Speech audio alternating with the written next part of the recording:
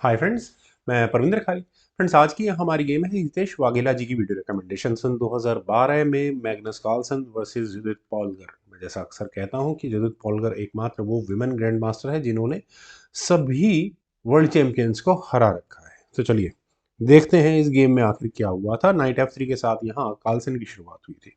Night F6 reply पॉलगर का आया, C4 हुआ, G6, night C3, bishop G7, Kings Indian defence में गेम ट्रांसपोज हो चुकी है। E4 आया, देन हुआ D6 एग्जैक्टली, D4 हुआ और उसके बाद ब्लैक ने क्या किया, कैसल, देन हुआ H3, E5, D5, कोई जरूरत नहीं पॉन एक्सचेंज करने की एट सेंटर, देन हुआ नाइट A6 और नाइट कहाँ मूव करेगा, बिल्कुल बिशप आया E3 स्क्वायर पर, देन क्वीन गई E8 स्क्वायर पर, G4 हुआ, देन नाइट आया C5 स्क्वायर पर फाइनली। और किस लिए आया है, ताकि किसी तरह का कुछ ड्रामेबाजी वाला सेक्रीफाइस ना आ पाए। नाइट D2, देन हुआ A5, बिशप आया E2 स्क्वायर पर, देन C6, देन रुक आया G1 स्क्वायर पर फॉर वाइट। यहाँ कार्लसन ने गेम की शुरुआत से ही अटैक लगाना शुरू कर दिया है। अगला मूव क्या होगा, एच पॉन पुश, और यहाँ कैसल स्ट्रक्चर को डिस्ट्रॉय करने की तैयारी होगी। तो पॉलगर ने पहले अपने किंग को लिया H8 स्क्वायर पर, देन हुआ H4 जो एक्सपेक्टेड था। नाइट आया G8 स्क्वायर पर। नाइट का G8 स्क्वायर पर आने का मतलब जी पॉन पुश एक्सपेक्ट कर रही है पॉलगर, और उसी हिसाब से अपनी स्ट्रेटेजी पहले ही तैयार करके रखेंगी। क्वीन IC2 स्क्वायर पर फॉर वाइट। वाइट ने अभी तक कैसल नहीं किया है। बिशप D7 और अब कहीं जाकर कार्लसन ने कैसल किया। सी टेक्स D5। फ्रेंड्स, ये मूव मैं मानता हूँ थोड़ा डेंजरस होते हैं, नाइट टेक्स D5, और यहाँ पर वाइट के नाइट को बहुत डेंजरस गेम प्ले खेलने का मौका मिलता है। नाइट इतने अग्रेसिव स्क्वायर पर ठीक तो बिल्कुल भी नहीं है। तो ब्लैक ने यहाँ पहले खेला नाइट E6, और यहाँ ताकि नाइट कम से कम ये डेंजरस फॉग जो नज़र आ रही है इसे तो बिल्कुल भी ना लगाए। H5 खेला गया, फाइनली वो मूव एक्सपेक्टेड था। लेकिन फ्रेंड्स, यहाँ पॉलगर के लिए एक मूव मुझे नज़र आ रहा है क्विन और रुक पर अटैक बनाने का। इससे होगा क्या, बी पॉन आगे पुश हो जाएगा। गेम में लगभग हुआ भी कुछ ऐसे ही था, लेकिन यहाँ पहले जी पॉन को आगे पुश पॉलगर ने किया। फ्रेंड्स, ये मूव बहुत इंटरेस्टिंग हो जाता है।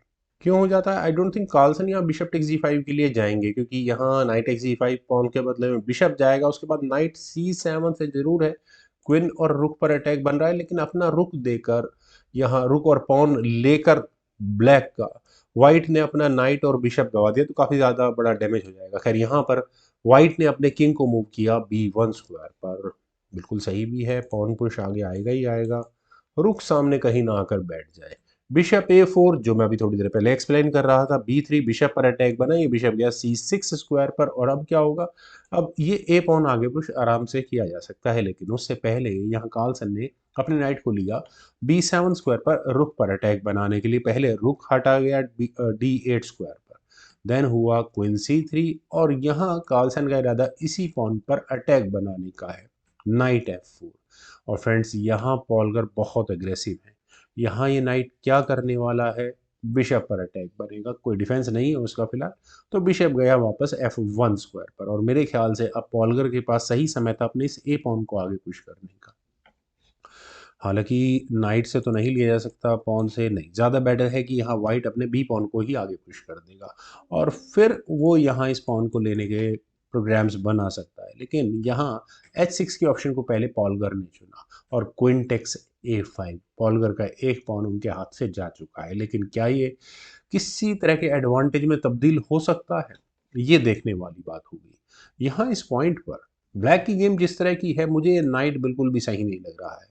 नाइट को बाहर निकाला जा सकता है, और ऐसा करने के साथ साथ कहाँ अटैक बनेगा, नाइट F6 का मतलब, चलिए F1 वाइट पुश आगे कर लेगा, लेकिन फिर भी कम से कम ये वाइट का नाइट गेम में एक्टिवली पार्टिसिपेट तो करेगा। पर यहाँ पहले खेला गया F5, ये थोड़ा सरप्राइजिंग है। किस तरह का मेटल एक्सचेंज की कोशिश कर रही है पॉलगर यहाँ, किस पॉन से यहाँ एक्सचेंज किया जाएगा। मेरे ख्याल से ई टेक्स F5 में कोई ऐसा इशू है नहीं, बिशप की डायगोनल है बिल्कुल, बहुत इन डेप्थ अटैक बना रही है वाइट की टेरिटरी में। लेकिन यहाँ खेला गया जी टेक्स F5। जी टेक्स F5 होने के बाद क्वीन टेक्स H5, और क्वीन टेक्स H5 की स्ट्रेटजी ठीक भी है। पहले तो रुक पर अटैक है, रुक को बचाना पड़ेगा। रुक यहाँ से गया E1 स्क्वायर पर, और ठीक है। खैर, नाइट अब कहीं जाकर यहाँ पॉलगर ने अपना लिया F6 स्क्वायर पर। और क्या यहाँ पर पॉन पर विनिंग है ब्लैक, एग्जैक्टली है। लेकिन कार्लसन ने पहले अपने नाइट को लिया D5 स्क्वायर पर, बिशप की फायरिंग लाइन को क्लोज किया, नाइट से नाइट एक्सचेंज हो नहीं सकता, अदरवाइज बिशप बहुत बुरे बिशप में कन्वर्ट हो चुका होगा। रुक A8 क्वीन पर अटैक बना, और क्वीन पर अटैक बनने के बाद ये क्वीन गई B4 स्क्वायर पर, देन हुआ रुक अटैक गोज टू D8 ताकि पॉन पर डिफेंस रह सके। Exactly F3। फ्रेंड्स यहाँ इस पॉइंट पर F पॉन पुश किस लिए किया गया है? क्वीन IH4 स्क्वायर पर। और फ्रेंड्स यहाँ अगर आप टेक्टिकल गेम को समझते हैं तो वाइट की क्वीन देखिए अनडिफाइंड है और क्वीन के सामने क्वीन, लेकिन रास्ता बहुत लंबा है, उसमें से खुद का नाइट रास्ते में आ रहा है और वाइट के दो पॉन्स रास्ते में आ रहे हैं। नाइट को तो हटाया जा सकता है, ये आपको नजर आ गया होगा, और मेरे ख्याल से टैक्टिक्स क्या लग सकती है ये भी आपको नजर आ चुका होगा। और साथ ही साथ यहाँ पर पॉलगर रुख पर भी अटैक बना रही है। क्या डिफेंसेस हो सकते हैं? बिशप E2 दोनों रुक्स को कनेक्ट करना, ये भी एक अच्छा डिफेंस हो सकता है। और अगर यहाँ से हम इस गेम को आगे बढ़ाते हैं तो नाइट टेक्स D5 होगा ही होगा। सी टेक्स D5 का मतलब नाइट टेक्स D5 दोबारा किया जा सकता है और बिशप टेक्स D5 क्वीन पर अटैक बनेगा। और गेम भी लगभग कुछ इसी तरह से आगे बढ़ी थी, ज़्यादा मजा गेम को दिखाने में है। यहाँ पर पहले कार्लसन ने अपने रुक को मूव किया C1 स्क्वायर पर। और फ्रेंड्स यहाँ इस पॉइंट पर मैं फिर दोबारा कहूँगा कि पॉलगर ने यहाँ नाइट टेक्स D5 की ऑप्शन को चुना, ज़्यादा बेहतर दूसरी ऑप्शन थी। यहाँ से अगर ये गेम आगे बढ़ती तो इसी तरह से कुछ गेम आगे बढ़ती जो एक्चुअल में होती, लेकिन बिशप टेक्स D5 यहाँ पर बहुत रिस्की हो जाता है। क्यों? क्योंकि कार्लसन यहाँ बिशप टेक्स F4 कर सकते थे, उसी नाइट को एलिमिनेट कर देते पहले। क्वीन टेक्स F4 होने के बाद सी takes D5, knight takes D5, और फिर उसके बाद गेम बिल्कुल सही रहती, यहाँ पर व्हाइट अपने क्वीन को बचा सकता था।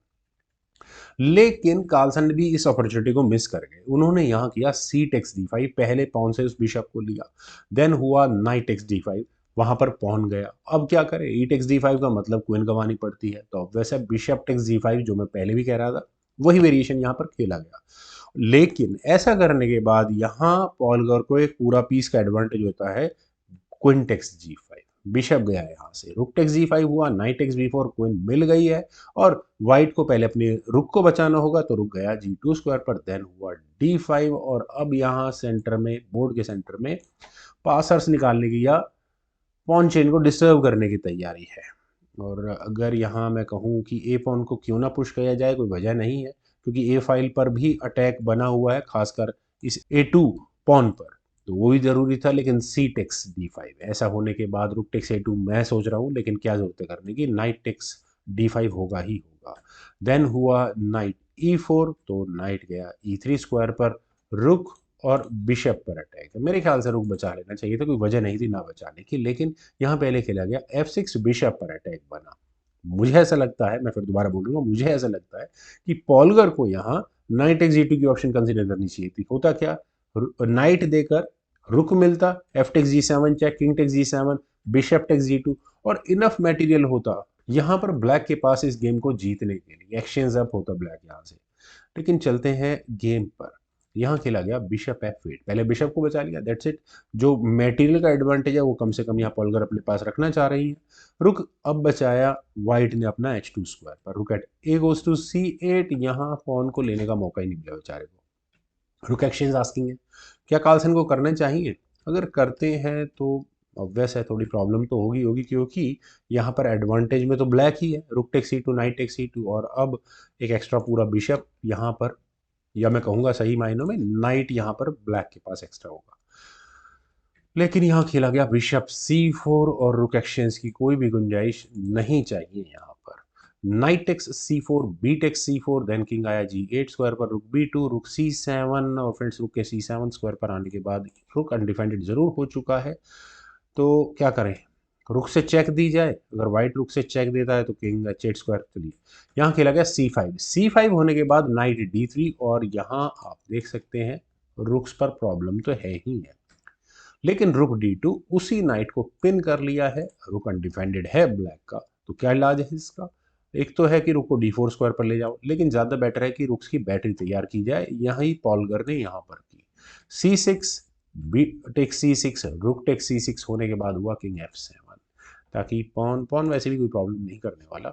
यहाँ पर रुक आया B6 स्क्वायर पर for white, night C5, rook takes D7 check के साथ रुक टेक्स D7, और कब तक ये मेटेरियल एक्सचेंज नहीं होगा।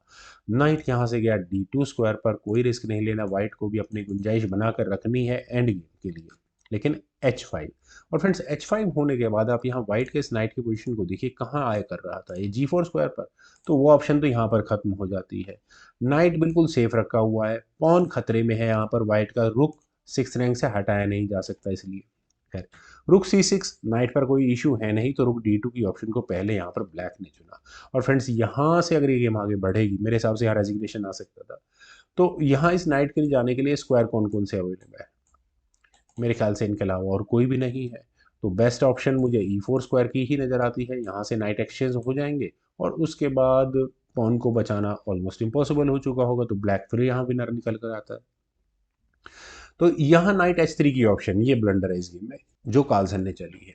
नाइट फ्रेंड्स, इस नाइट के जाने के लिए स्क्वायर कौन सा अवेलेबल है, चेक दी जा सकती है, और इसी चेक से बचने के लिए पहले नाइट E6 की ऑप्शन को यहाँ पर पॉलगर ने चुना। नाइट से कोई भी चेक नहीं आ सकती। अब नाइट के जाने के लिए कौन सा स्क्वायर है, एग्जैक्टली दिस वन। हाँ, एक स्क्वायर तो बचा हुआ है, लेकिन फिर भी कार्लसन के पास एक ही उम्मीद थी कि वे अपने रुक को C4 स्क्वायर पर लेकर जाते ताकि नाइट को बाहर निकालने की कोशिश की जा सकती थी, लेकिन उन्होंने यहाँ पहले अपने इस ए पॉइंट को आगे पुश किया, और फाइनली यहाँ पर जुदिथ पॉलगर का लास्ट मूव आया रुक को H2 स्क्वायर पर लेकर जाने का, और यहाँ इस मूव के बाद मैग्नस कार्लसन ने रिजाइन कर दिया। रेजिग्नेशन का रीजन फ्रेंड्स, इस नाइट के जाने के लिए स्क्वायर कौन सा अवेलेबल है, सिर्फ और सिर्फ G1। अगले मूव में क्या होगा, रुक से यही नाइट पिन हो चुका होगा, और अगर ये नाइट G1 स्क्वायर पर गया भी, तो उसके बाद इस नाइट के भागने के लिए रास्ते कौन से अवेलेबल है, आई डोंट थिंक बहुत ज़्यादा रास्ते अवेलेबल होंगे इस नाइट के लिए। पॉन पुश ही बनेगा, लेकिन मूव होगा ब्लैक का, तो ब्लैक अपने बिशप को C5 स्क्वायर पर ले जाकर इसी नाइट को यहीं ट्रैप कर सकता है। कोई रास्ता अवेलेबल नहीं है, रुक ने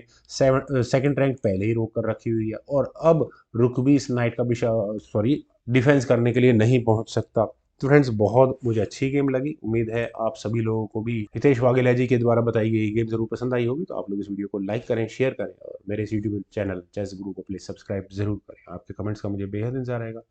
thank you for watching and bye for now.